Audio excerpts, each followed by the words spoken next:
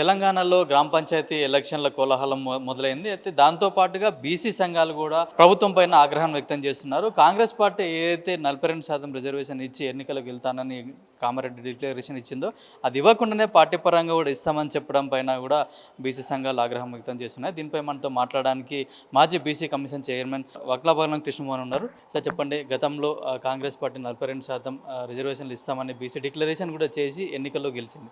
కానీ ఇప్పుడు గ్రామ పంచాయతీ ఎలక్షన్లకు వచ్చే వరకు పార్టీ పరంగానే ఇస్తాం, మేము చట్టపరంగా ఇవ్వని చెప్పి కూడా ఎలక్షన్లకు వెళ్తుంది. దీనిపైన మీరేమంటారు? ఇప్పుడు పార్టీ పరంగా ఇవ్వడానికి ఈ 19 నెలల డ్రామా ఎందుకు? జంతర్ మంతర్ దగ్గర ముఖ్యమంత్రి గారు, ఉప ముఖ్యమంత్రి గారు, మంత్రులు ప్రజాధనాన్ని ఖర్చు పెట్టి ఎందుకోసం ధర్నా చేయాల్సిన అవసరం వచ్చింది?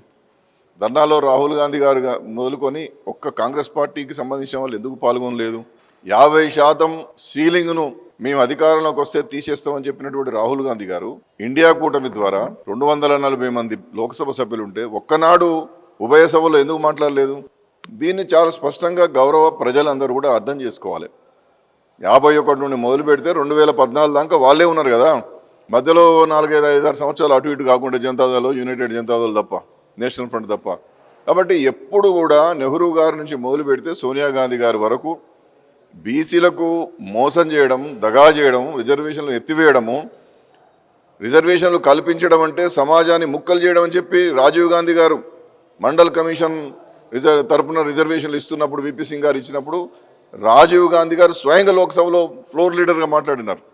కాబట్టి దేశాన్ని ముక్కలు చెక్కలు చేసే దాంతో బీసీలను పోల్చినప్పుడు ఈ కాంగ్రెస్ పార్టీ ఇంతకన్నా ఇంకేం చేస్తుందని చెప్పి భావిస్తాం. మొదటి నుండి కూడా మేము చాలా స్పష్టంగా చెప్తున్నాం.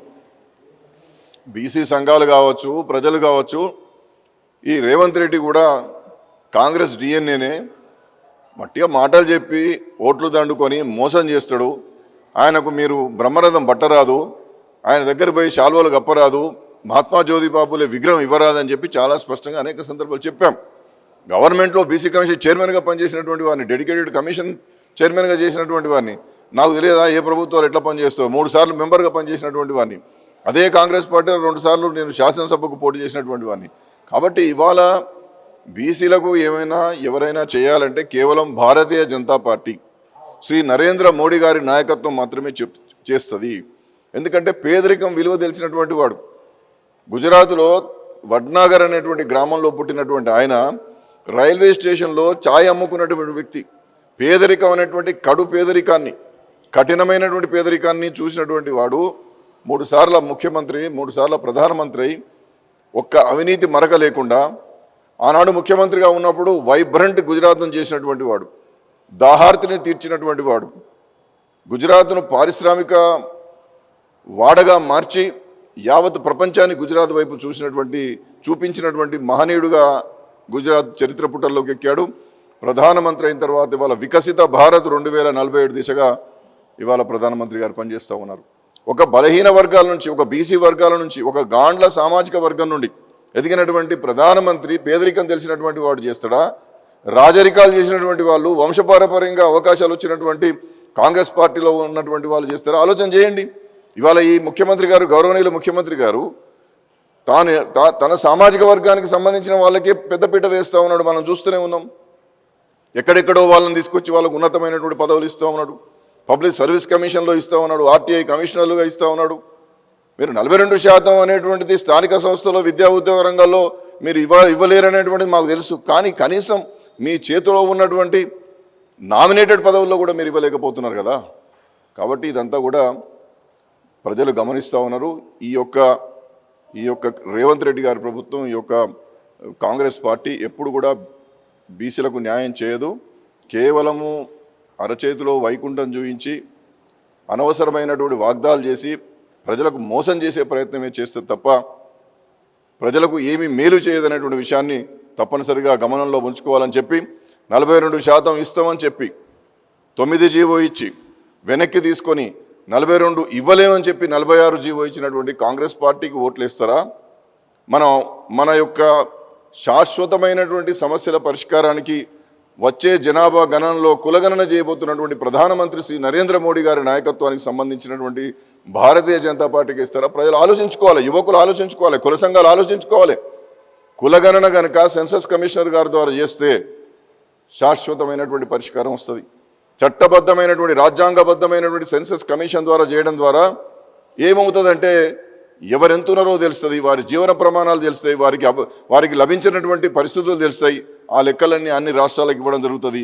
అప్పుడు 50% చట్టబద్ధంగా కోర్టులలో సుప్రీంకోర్టులో ఒప్పించి అసాధారణమైనటువంటి పరిస్థితులు ఉన్నాయి.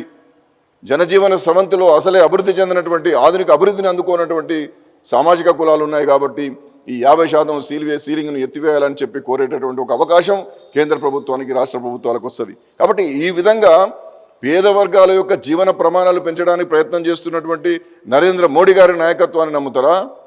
2 సంవత్సరాల నుంచి బీసీ మార్కెటింగ్ చేసుకొని తన పదవిని కాపాడుకోవడానికి బీసీలను అడ్డం పెట్టుకొని అవసరమంటే ఉద్యమాలను చీల్చి చెండాడి విభజించు పాలించినటువంటి విధానంతో బీసీలకు మోసం చేసినటువంటి రేవంత్ రెడ్డి గారి నాయకత్వంలోని కాంగ్రెస్ పార్టీ మద్దతుదారులకు గ్రామ పంచాయతీల్లో ఓట్లు ఇస్తారు. ఆలోచన చేసుకోండి. నిధులు వెనక్కి పోతాయి కాబట్టి మేము ఇప్పుడు గ్రామ పంచాయతీ ఎన్నికలు పెడుతున్నామని చెప్పి కూడా ప్రభుత్వం చెప్తా ఉంది. 3,000 కోట్ల నిధులు ఏమున్నదండి? 3 లక్షల కోట్ల బడ్జెట్లో 3,000 నిధులు ఏ కోణానికి వస్తాయి? మీరు చేసేటటువంటి భూ కుంభకోణాల్లో సంపాదించేటటువంటి నిధులన్నీ కూడా ఎన్ని లక్షల కోట్ల కుంభకోణాలు మీరు చేస్తూ ఉన్నారు. కాబట్టి కేవలం అంటే బీసీ అవన్నీ 3,000 కోట్లు బీసీలకే వస్తాయా?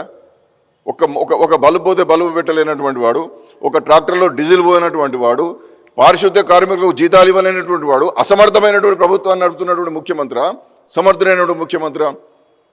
చెన్నైలో అక్కడి మున్సిపల్ కార్పొరేషన్లో వార్డ్స్ రిజర్వేషన్లు స్థిరీకరణ అయ్యేంత వరకు కోట్ల మీద కోట్లు పోయి 10 సంవత్సరాల ఎన్నికలు జరగలేదండి. తమిళనాడులో గ్రామ పంచాయతీలకు 4 సంవత్సరాల ఎన్నికలు జరగలేదండి. ఉమ్మడి రాష్ట్రంలో అనేక సందర్భాల్లో ఆనాడు తెలుగుదేశం పరిపాలనలో కావచ్చు, కాంగ్రెస్ పరిపాలనలో కావచ్చు, ఇక్కడ జిహెచ్ఎంసీకి ఎన్నికలు జరగలేదు, గ్రామ పంచాయతీలకు ఎన్నికలు జరగలేదు. కాబట్టి 3,000 కోట్లే పెద్ద కఠినమైనటువంటి భారమైనటువంటి పరిస్థితి కాదు కదా.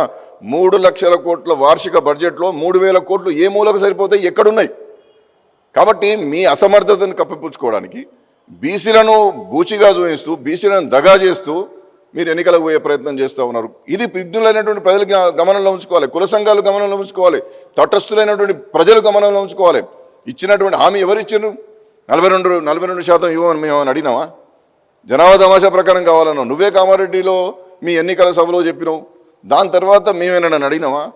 ముఖ్యమంత్రి గారు, ఉప ముఖ్యమంత్రి గారు, మంత్రులు, పిసిసి అధ్యక్షుల వారు, కాంగ్రెస్ నాయకులు, ఎమ్మెల్యేలు, ఎంపీలు ఇదిగో 42 అదిగో 42 చట్టబద్ధంగా ఇస్తున్నావు.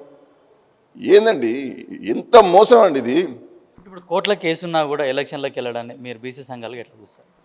కోట్ల కేసు ఏమున్నది? 9 జీవోను వాళ్ళు ఒప్పుకోలేదు, ఎన్నికల షెడ్యూల్ను వాళ్ళు ఆపలేదు కదా. షెడ్యూల్ను ఆపారు కానీ ఎన్నికల ప్రక్రియను ఆపలేదు. దాన్ని నిలబెట్టుకోవాల్సినటువంటి అవసరం ఎవరికి ఉంటుంది? దాన్ని నిలబెట్టుకోవాల్సినటువంటి అవసరం రాష్ట్ర ప్రభుత్వానికి ఉంటుంది. హామీ నువ్వు ఇచ్చావు కదా. చట్టబద్ధంగా 42% రిజర్వేషన్లు నిలబెట్టుకోవాల్సినటువంటి ఒక అనివార్యత, ఒక అవసరత ఎవరికి ఉన్నది? ప్రభుత్వానికి ఉన్నది. యావత్ 56% జనాభాకు నువ్వు హామీ ఇచ్చి ఆ హామీని నిలబెట్టుకోవడంలో ఆ ప్రజాస్వామ్య స్ఫూర్తిని మర్చిపోతున్నావు, ఆ సామాజిక న్యాయాన్ని మర్చిపోతున్నావు. కాబట్టి ప్రజలు ఇవాళ గమనంలో ఉంచుకోవాలి. ఇవాళ ఆత్మనిర్భర్ భారత్ కావచ్చు, వికసిత భారత్ కావచ్చు, అనే దేశవ్యాప్తంగా స్త్రీలకు గౌరవాన్ని చేకూర్చినటువంటి వాడు, ఆరోగ్యవంతమైనటువంటి సమాజాన్ని నిర్మాణం చేసినటువంటి నరేంద్ర మోడీ గారి నాయకత్వానికి ఓట్లేస్తారా? బూచిగా చూపించి మోసం చేసి దగా చేసి అసమర్థతతో అవినీతిమయమైనటువంటి పాలన ఓట్లేస్తారా? ప్రజలు ఆలోచన చేసుకోవాలి. ఎన్నికలప్పుడు వచ్చేటటువంటి ఈ పారాచూట్ నాయకులకు, ఈ బ్యాగులు పట్టుకొని వచ్చే నాయకులకు ఓట్లేస్తే మన బతుకులు ఎట్లే ఉంటాయి.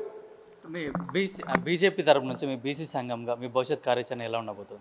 పరిసరిగా రామచంద్రరావు గారు చాలా స్పష్టంగా, మా అధ్యక్షుల వారు చాలా స్పష్టంగా మేము పార్టీలో పెద్ద ఎత్తున అవకాశాలు ఇస్తామని చెప్పారు. ఇంతకుముందే గౌరవనీయులు డాక్టర్ లక్ష్మణ్ గారు కూడా ఈ రాష్ట్ర ప్రభుత్వం చేసినటువంటి మోసాలను పూర్తి స్థాయిలో ఉటంకించడం జరిగింది. భారతీయ జనతా పార్టీ మాత్రమే బహుజన వర్గాలకు, ఎస్సీలకు కానీ ఎస్టీలకు కానీ లేదా బీసీలకు కానీ న్యాయం చేసేటటువంటి ఏకైక పార్టీ నరేంద్ర మోడీ గారి నాయకత్వంలోని భారతీయ జనతా పార్టీ అని చాలా స్పష్టంగా చెప్పడం జరిగింది. ప్రజల ఆలోచన చేసుకోవాలి, ప్రజాస్వామ్య స్ఫూర్తితో ఆలోచన చేసుకోవాలి. మోసం చేసేటటువంటి పార్టీల వెంబడి ఉంటే ఎన్నికల్లో అప్పటికప్పుడు ఇచ్చేటటువంటి తాత్కాలిక ఉపశమనాలకు మనం లొంగిపోతే మన బతుకులు ఇట్లే ఉంటాయి. కాబట్టి ప్రజలలో మేలుకొలుపు రావాలి, ప్రజలలో చైతన్యం రావాలి. మోడీ గారు ప్రధానమంత్రి అయిన తర్వాత ఈ దేశంలో జరిగినటువంటి పరిణామాలను చూడండి. అంతకుముందు మీకు యూపీఏ ప్రభుత్వంలో మనం చూసాం, కోల్గేటు 2G స్పెక్ట్రము వాళ్ళ నాయకులను వాళ్ళే జైళ్ళలో పెట్టుకునే పరిస్థితి, వాళ్ళ నాయకుల మీద వాళ్ళే సిబిఐ దాడులు చేసుకునే పరిస్థితి. ఇవాళ ఈ 15 సంవత్సరాల్లో భారతీయ జనతా పార్టీకి సంబంధించినటువంటి ఒక్క నాయకునైనా సిబిఐ విచారణ జరిపిందా? ఒక్క నాయకుని మీదైనా అవినీతి ఆరోపణలు ఉన్నాయా? అలాంటి ఆరోపణలు వస్తే వాళ్ళు మనుగడ సాధించగలుగుతున్నారా? కాబట్టి అవినీతి రహితంగా, పారదర్శకంగా, ప్రజలకు సంక్షేమమే ధ్యేయంగా ఒక వికసిత భారత్ నిర్మాణం కోసం ప్రయత్నం చేస్తున్నటువంటి నరేంద్ర మోడీ గారి నాయకత్వంలో ఖచ్చితంగా గ్రామ స్థాయి నుండి చైతన్యం రావాలి. గ్రామీణ ప్రాంతాల్లో వార్డు సభ్యులు, సర్పంచులు, ఎంపీటీసీలు, జడ్పీటీసీలు ఎప్పుడైతే గెలుస్తారో అప్పుడు వికసిత భారత్కు మనం మద్దతుగా నిలిచినటువంటి వాళ్ళమైతామని చెప్పి ప్రజలు ఆలోచన చేసుకోవాలని చెప్పి, మోసం చేసేటటువంటి కాంగ్రెస్ను నమ్మేదానికంటే కూడా మనకు అండగా నిలబడి ఈ దేశాన్ని పురోగమనంగా, ఈ దేశం యొక్క శక్తిని, ఈ దేశం యొక్క గౌరవాన్ని ప్రపంచ పటంపై గొప్పగా నిలిపినటువంటి నరేంద్ర మోడీ గారి నాయకత్వానికి మద్దతు ఇవ్వాలని చెప్పి నేను మనవి చేస్తా ఉన్నా. నిన్న మొన్న జరిగినటువంటి ఒక సర్వేలో కూడా ప్రపంచంలోనే అత్యంత ప్రజాదరణ కలిగినటువంటి నాయకుడిగా నరేంద్ర మోడీ గారు గుర్తించబడ్డారు. ఇంకంతకన్నా ఏం కావాలి? విశ్వవేదికపై భారత్ యొక్క గౌరవాన్ని నెంబర్ 1గా నిలబెట్టినటువంటి నరేంద్ర మోడీ గారి పక్షాన నిలబడతారా? మోసాలతో, దగాతో, అవినీతితో, బంధుప్రీతితో, పక్షపాతంతో ఉన్నటువంటి రేవంత్ రెడ్డి గారి నాయకత్వాన్ని గౌరవిస్తారా? ప్రజలే ఆలోచించుకోమని చెప్పి ఈ వేదిక ద్వారా నేను మనవి చేస్తా ఉన్నా.